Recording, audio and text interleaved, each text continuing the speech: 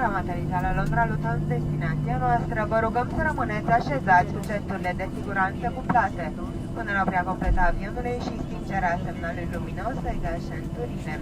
Vă reamintim că temperatura exterioară este de 12 grade Celsius.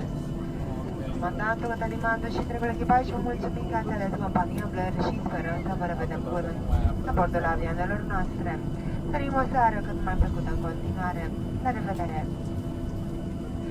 Ladies and gentlemen, we have just landing in London, Luton, our destination. Please remain seated with your seatbelt fastened until you reach your final parking position and the fasten seatbelt sign is switched off.